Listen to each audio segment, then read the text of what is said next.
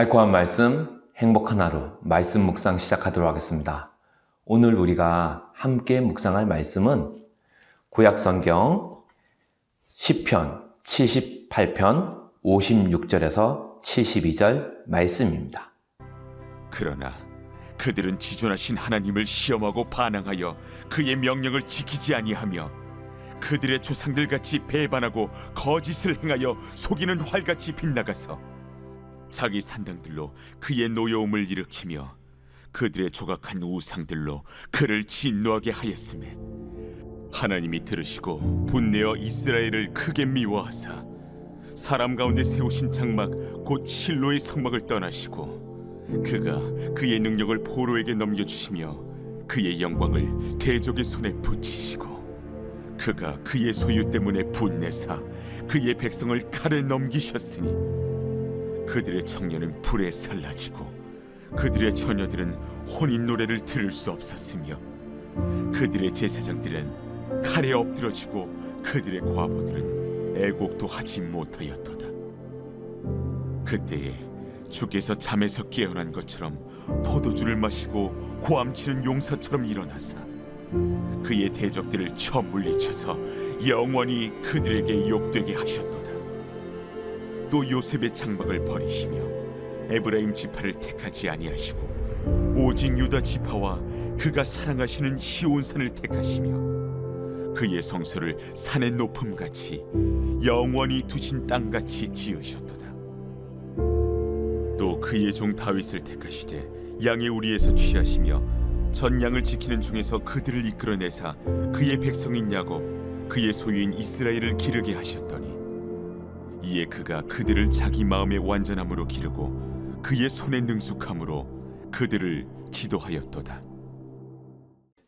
오늘 시편 78편 말씀은 무려 72개의 구절로 이루어진 시입니다.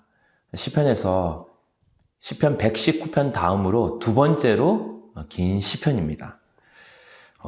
특별히 시편 78편이 이렇게 많은 구절로 이 시편이 이루어져 있는데요. 이렇게 길게 노래하고 있는 내용은 바로 이스라엘의 역사를 다루고 있기 때문입니다. 그래서 시편 78편을 통해 이 시편의 기자가 아삽이 이스라엘의 역사를 통해 다시 한번 이 과거의 역사 통해서 일하시는 하나님을 분명히 소개하고 있다는 거죠. 하나님의 백성들로 하여금 역사를 통해 교훈을 얻으라는 겁니다. 그래서 제목이 아삽의 마스길이라는 거죠. 그래서 아삽이 이 마스길이란 말은 지혜 또는 교훈이라는 뜻입니다. 그래서 하나님이 얼마나 위대한 분인가를 이 아삽이라는 찬양 대장을 통해서 노래되어지는 이 시편을 통해 이스라엘의 이야기를 통해 그 하나님이 이스라엘 역사 가운데 일하신 그 하나님의 구원 역사를 통해서 교훈을 삼으라는 거죠. 지금의 이스라엘 백성들은. 우리가 바쁜 일상을 살다 보면 과거를 돌아보지도 못하고 또 미래를 내다보지도 못하고 그냥 지금의 현실에 치여서 아둥바둥 살게 됩니다. 그러면 지금까지 함께 하신 하나님을 우리가 종종 잊어버리게 되지요. 그때 지금도 나에게 주어진 현실 가운데 매몰되어서 살아가는 우리에게 이런 시편 78편은 잠시 발걸음을 멈추고 과거를 돌아보라고, 그리고 그 과거를 통해 미래를 내다보라고, 그래서 지금까지 함께 해오신 하나님이 앞으로도 우리와 어떻게 동행하실지를, 일하실지를 기대하며 찬양하라는 내용인 것입니다. 그래서 시편 78편도 야곱의 하나님이 이스라엘에게 행하신 일들을 대대로 자손들에게 기억하게 하기 위해서 이 시편을 지은 거예요. 그래서 이 시편 78편만 노래하다 보면은 이스라엘의 역사를 저절로 알게 된다는 거죠. 근데 이스라엘 역사를 보면은 그 이스라엘은 계속해서 하나님을 배반합니다. 그래서 패역한 이스라엘은 계속해서 하나님을 버리고 하나님이 하신 일들을 잊어버린다는 거죠. 그래서 하나님을 계속해서 배반하고 우상을 숭배하게 됩니다. 그런데 하나님은 계속해서 이스라엘을 결코 버리지 않고 잊어버리지 않는다는 거죠. 그러니까 이 노래를 부르는 여러분들도 하나님을 결코 뭐하지 말라? 잊어버리지 말라는 거죠. 우리 역사 가운데 행하신 하나님을. 그래서 이 시편을 통해서 특별히 우리가 붙잡아야 할 교훈, 즉 마스길은 무엇인가? 56절에서 64절을 보면 첫 번째는 실패한 이스라엘의 전철을 다시는 밟지 말라는 겁니다. 예. 하나님은 신실하지만 이스라엘은 하나님을 어떻게 합니까? 계속 배반합니다. 그래서 이스라엘의 역사를 보면 하나님의 구원 역사를 계속 경험해 오죠. 10가지 재앙과 또 마지막에 장자의 재앙으로 이집트와 파라오를 심판하시고 하나님께서 이스라엘을 어떻게 구원했는지를 보여주죠. 홍해를 가르신 하나님, 반석에서 물을 내신 하나님, 그래서 하늘에서 또 만나를 내리신 하나님, 그리고 메추라기를 내리셔서 40년간 광야에서 수백만 명의 하나님의 백성들이 굶지 않도록 먹이신 하나님이라는 거죠. 그런 하나님을 소개하는데 그 하나님을 경험했음에도 불구하고 여전히 하나님의 백성인 이스라엘은 어떻게 합니까? 하나님을 거역하고 폐역하여서 하나님 앞에서 우상을 섬기게 됩니다.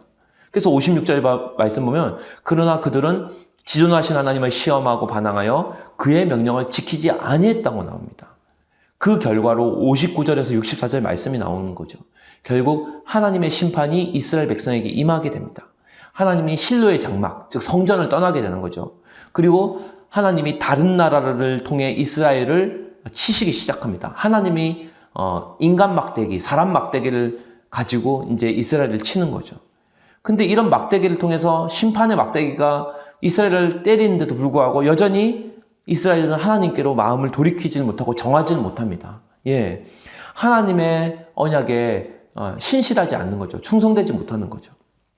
그런데 이어지는 64절에서 72절 말씀을 보면 우리의 실패에도 불구하고 이스라엘의 실패에도 불구하고 하나님은 끝까지 자신의 백성들을, 자녀들을 버리지 않는다는 거죠. 포기하지 않으시고 끝까지 돌보신다는 겁니다. 65절 말씀 보면 오직 하나님은 긍휼하시어 죄악을 덮어주시어 멸망시키지 않으신다라고 되어 있습니다. 즉 성경을 통해 역사를 통해 우리는 배울 수 있습니다. 바로 우리는 죄인이지만 하나님은 사랑이라는 사실입니다. 예, 하나님은 여전히 실패한 이스라엘을 기다리고 계십니다. 그래서 사랑의 하나님께로 하나님의 백성들이 어떻게 하라? 돌아오라는 것이죠. 우리는 약속을 계속해서 배반하지만 하나님은 자신의 약속에 신실하시다는 것입니다. 우리가 특별히 오늘날 현실 속에서 바쁜 일상의 삶을 잠시간 내려놓고 우리가 지나온 과거의 삶을 돌이켜보기를 원합니다. 그리고 역사의 교훈을 얻기를 원합니다. 이스라엘처럼 늘 하나님을 배반하고 나의 죄악된 본성에도 불구하고 여전히 우리를 포기하지 않으시는 그 신실하신 사랑의 하나님이 우리 삶을 어떻게 지금까지 인도하셨는지를 우리가 봤으면 좋겠습니다.